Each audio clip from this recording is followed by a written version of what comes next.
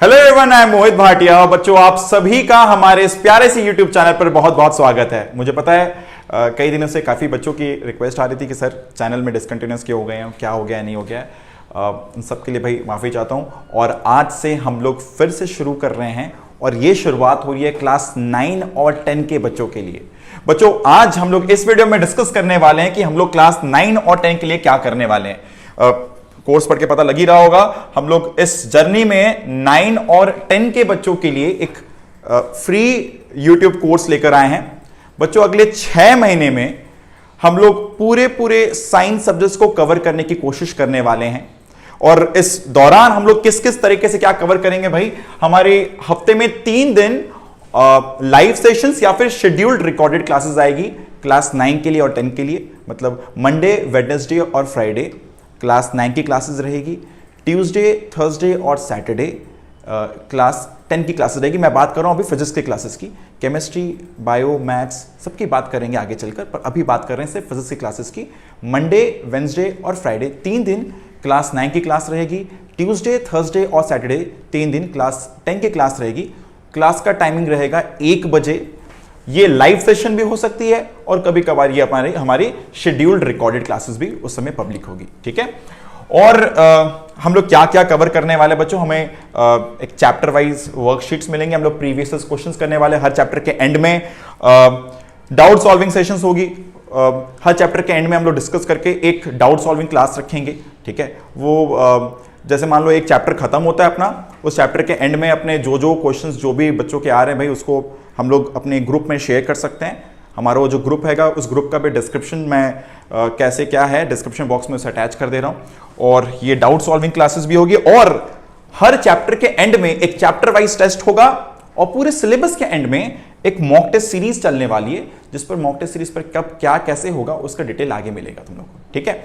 तो भाई by the way, इस कोर्स के बारे में कुछ बच्चों ने ये भी जानना चाहा कि सर ये क्या कोर्स सिर्फ आईसीएसई के बच्चों के लिए। भाई जो पैटर्न मूव करने वाला है, जो चैप्टर का ऑर्डर रहेगा वो आईसीएसई के ऑर्डर में रहेगा, जो भी चैप्टर्स उसमें हैं।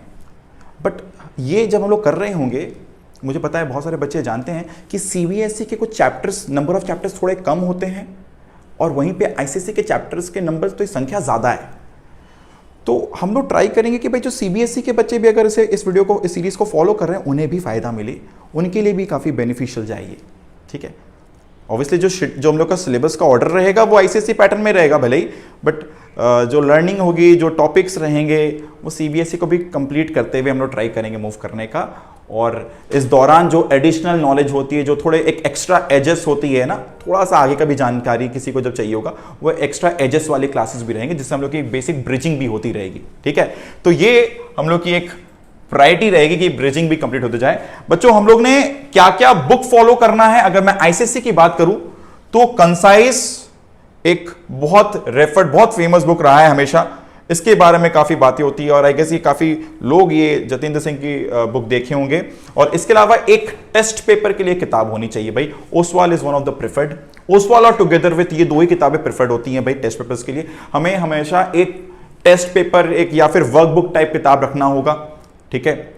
और अगर हम लोग ये किताब ही बढ़िया से सॉल्व कर लें, कोई एडिशनल मटेरियल या कोई एडिशनल शीट्स के चक्कर में ज्यादा ना पड़े, तो भी ज्यादा बेनिफिशियल रहेगा। मैं कहता हूं कि अगर एक किताब अगर अपने 2 बार कर लेना, वो ज्यादा बेनिफिशियल रहेगा कंपेयर टू मैं 4 किताब कर लूं और कुछ भी बढ़िया से ना करूं, ठीक है ना। तो प्रायोरिटी रहेगी भाई, अपने 2 किताब या 2 में से कोई एक किताब पिक करेंगे। इन 2 में से जो भी एक किताब पिक किया जाएगा, मान लो अगर ये पिक करते हो, और संग में एक टेस्ट पेपर वाली किताब फॉलो करेंगे हर चैप्टर के एंड में, ठीक है। या फिर सिलेबस के एंड में हम लोग यहीं से क्वेश्चन बैंक सॉल्व करने वाले हैं, ठीक है। क्लास 9 के लिए भी है ये, क्लास 10 के लिए ये सारी किताबें जो प्रेफर्ड किताबें हैं भाई, सारी बोर्ड पर दे दी गई है। Obviously concise is the most preferred book, ठीक है। इसके अलावा केमिस्ट्री के लिए ऑब्वियसली सब लोग, बहुत सारे बच्चे वीरेंद्र दलाल यूज करते हैं। Together with is a book for test papers and paper solving, practice material के हिसाब से यूज किया जाता है। ये 10 की केमिस्ट्री किताबें। बायोलॉजी किताबें भाई, concise again the famous one. एस10 की किताबें बहुत सारे बच्चे प्रेफर करते हैं और टेस्ट पेपर्स के लिए अगेन ओसवाल की किताब प्रेफर की जाती है। ये बायोलॉजी की हो गई। बायोलॉजी क्लास 10 के लिए वापस कंसाइज, मुझे पता है कंसाइज ही ज्यादातर बच्चे यूज कर रहे हैं। ये सारे प्रेफर्ड किताबें हैं भाई, ये सारे प्रेफर्ड किताबें हैं जो हम लोग यूज कर सकते हैं। इनमें से ऑब्वियसली कंसाइज एक लेना पड़ेगा और संग में एक टेस्ट पेपर किताब लेनी होती है। तो ये रहा ML अग्रवाल, या फिर ऑब्वियसली बहुत सारे स्कूल में ML अग्रवाल चलता है मैथ्स के लिए, जिसको जो भी प्रेफर्ड हो, ठीक है। और जब सारी क्लासेस चल रही होगी उस समय ऑब्वियसली कौन से बुक से कौन सा चैप्टर कराया जा रहा है, कहाँ से क्वेश्चन पिक किया जा रहा है, वो सारी बातें क्लास में बता दी जाएगी। ऑब्वियसली मैं ट्राई करूंगा हम लोग एक पर्टिकुलर किताब ही खत्म करें बढ़िया से, ठीक है, और उसके अलावा प्रीवियस क्वेश्चंस करें, और एडिशनल इन्फॉर्मेशन के लिए जो चैप्टर वाइज शीट्स लगेगी वो हम लोग प्रोवाइड करते रहेंगे। शीट्स कहाँ मिलेगी? ज़्यादातर ग्रुप में मिल जाएगा, या तो हम लोग के डिस्क्रिप्शन बॉक्स में लिंक में अटैच कर दिया जाएगा, ठीक है भाई। दी एग्जाम्स, हम लोग थोड़ा एग्जाम पैटर्न की मैंने बात कर लें। जो भी एग्जाम्स होती है भाई ऑफलाइन होती है, सबको पता है। एग्जाम्स में हम लोग जानते हैं 3 ग्रुप होते हैं। Group 1 comprises of 4 compulsory subjects, इसमें 2 और इसमें 1, इस तरह ग्रुप 1, 2, 3 ये होते हैं भाई, जिसमें से हम लोग की प्रायोरिटी सिर्फ ये साइंस पर रहने वाली है बच्चों, हम लोग साइंस पर रहेंगे, है ना। यहाँ पर ऑब्वियसली सब समझ रहे होंगे। ये ग्रुप 2 में 2 ऑप्शनल सब्जेक्ट होते हैं, ठीक है। ज़्यादातर बच्चों का अगर साइंस और संग में मैथ्स लिया जाता है, जो बच्चे साइंस वाले, तो हम लोग ये सेक्शन पे रहेंगे साइंस और मैथ्स पर। हम लोग ग्रुप 1 और ग्रुप 3 पर अभी फोकस नहीं कर रहे हैं, हम लोग का फोकस रहेगा साइंस और मैथ्स पर, ठीक है।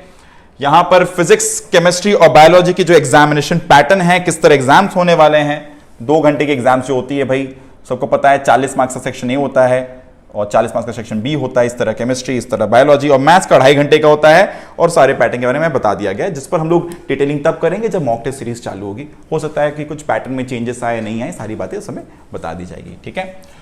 और अंत में भाई हर चैप्टर के एंड में मैं एक्सपेक्ट करता हूं हर बच्चा अपने एंड से हम लोग जो क्लास में नेमोनिक्स बनाए, जो बताए जाएंगे। नेमोनिक्स समझते हो भाई? कुछ चीज़ों को याद करने के लिए कुछ एक बेसिक सा शॉर्टकट सा एक छोटा सा कोई तरीका, या कोई पोएम, या फिर कोई भी ऐसी चीज़ जो तुम जल्दी से याद कर पाओ, है ना भाई, वो नेमोनिक्स यूज़ किया जाए। माइंड मैप्स, फ्लैश कार्ड्स, ये सारी चीज़ें हम लोग खुद से बनाएंगे, और हम लोग ट्राई करेंगे अपने एंड पर हर चैप्टर के एंड में कैसे एक माइंड मैप बनाए, जिससे पूरे चैप्टर को हम लोग समराइज करें।